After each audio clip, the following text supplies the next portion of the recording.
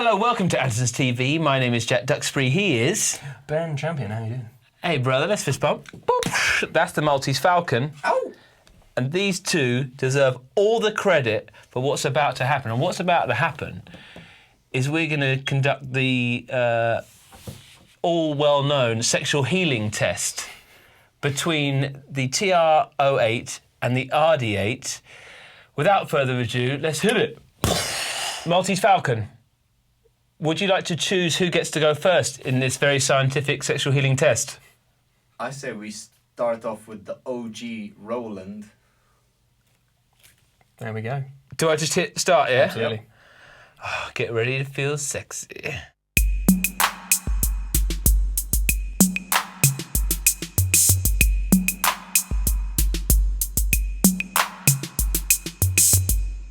Without reverb.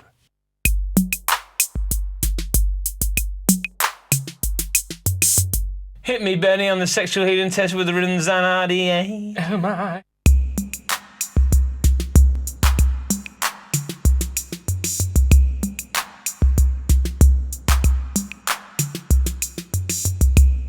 Sans reverb. Indeed.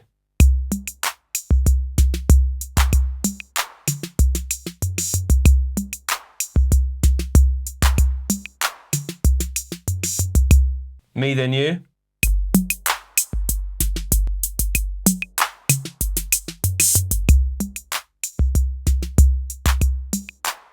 Kick it back.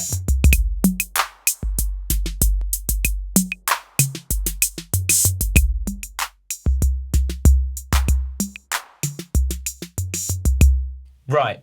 The reason why I did that is because we tried filming this video a couple of weeks ago, the Falcon and I, and I wanted to do that. That's my favourite 808 beat of all time because I think it shows off the breadth of it and I could infinitely listen to that beat.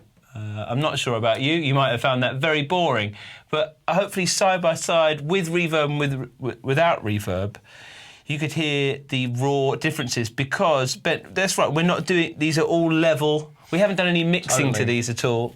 Yeah, it's a thing that was on the original as well. You can kind of see these little kind of orange dots on the volume control. So we've got some inverted colours for legal reasons. But we've put all the volumes at kind of that little dot, all the decay and tone and things. They're all 12 o'clock on each. So you can hear there's a lot of weird differences in kind of the default levels of things. On this one, for example, the low tom is actually really quiet. So you might want to kind of turn it up.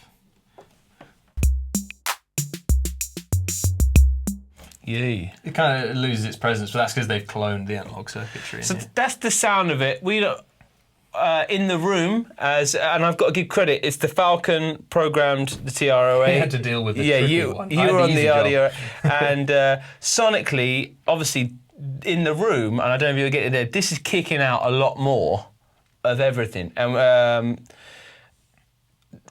good or bad. When you listen to the record, it's mixed differently, we get it. But I'd love to get into the because I almost had a nervous breakdown trying to program. I genuinely got ill after trying to use these. I opened them up, I read the manual, and I just gave up after a few hours.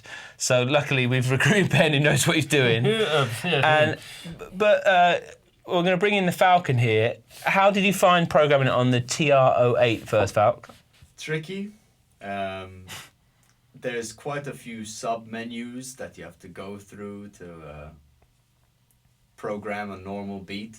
Behringer is definitely easier to get across what you want to do. And also we struggle with the tempo on the TR-08 as well. Yeah, what happened there? We got 90, it's showing like 95, it's internal sync, they're both doing that. But then that one, like the readout is 127 BPM and it's, Yeah, I'm sure there's someone who knows it, but again, as a layman, as a guy, I've programmed drums a lot on a computer and on drum machines. I found it incredibly hard to get into this. And we were watching, there was a lovely resource from a guy, Synth Mania, that we found who'd programmed it. Thanks for that, brother. Yeah, thank you, mate. And we thought, oh, that'd be easy. We'll just type it in and we can enjoy it. Not so. Not so. How did you find it, Benny? It's so much easier. There's a few bits, like if you want to actually go for a step sequencing thing, you've got to have the record button going. Otherwise, it it's this kind of workflow. It's playing, you can pop some notes in, and then it kind of erases them for the next time round, so there's kind of a performative element there. Did you ever use the Arturia drum machines, like the Impact and the Drum Brute? They've got really, really easy, really nice sequences on them. It's not as nice to use, but it's much closer to that, where it all just kind of makes sense. Yeah, the most basic things on this, it's a reading the manual. And I'm being honest, because I hope, well, we'll always try to be honest, when you get it, these are idiosyncratic like the original, really, it seems like. And so if you're buying one, you should know it. Sonically, what floats your boat, you two?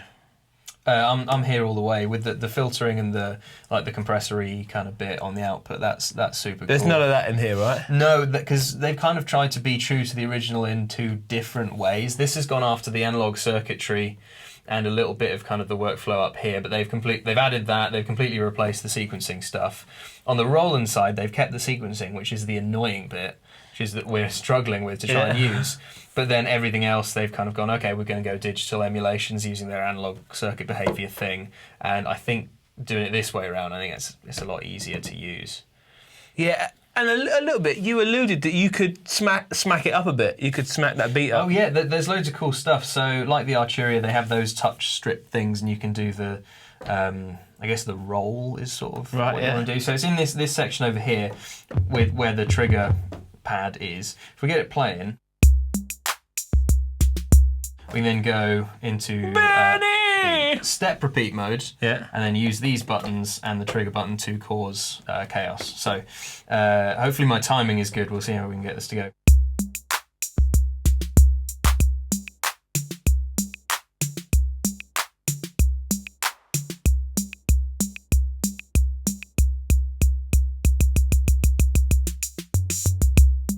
So just a little bit of fun. On faster beats, more drum and bassy type stuff, that'll be kind of vital, obviously, for build-ups, and it's so much easier to perform. And instead of, on this one, when we're watching the video from Synthmania, it's like, okay, the A section has this, the B section has this. On here, you can just go, oh, I'll have a 64-step pattern, please. So I've just gone for a 32, and it's been amazing. Yeah, a lot easier to use that from that perspective. What are the price differences on these? $299 at time. No, wait, no, $279 at the time of filming. They're kind of similar from memory. Might have to kind of look it up. They are. I'm actually going to do that right now. Yeah. What did the internet say, Ben?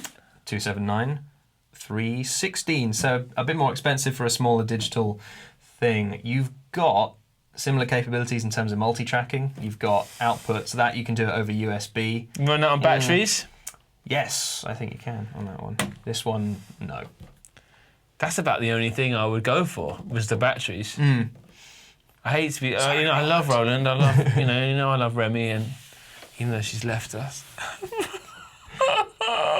You'll be okay, you'll get over it, Jack. Thanks, mate. Cheers, you'll find someone. I know, the Modular Cafe. In Aldershot, come on down, I thought, banging. Sorry for that, I got excited. No worries. But that's it. A lot of people have done videos on this. It's really, hopefully that was a different take on it and an honest one of how two guys that are used to making beats struggled with it, and sonically what you can hear out the gate. So it's a bit of an outro. It might we started at 12 o'clock. Let's play the pattern, kind of mix it around and make it more pleasing. Not going after the original sound, but equal out the levels, use some of the wave design, a bit of filtering, have a bit of fun. Yeah, let's ignore the TR-08. I'm not too keen on this, to be honest. Seems like this has killed the game. Nice one, Benny. A nice one, Falcao. Woo. Andertons, you dig.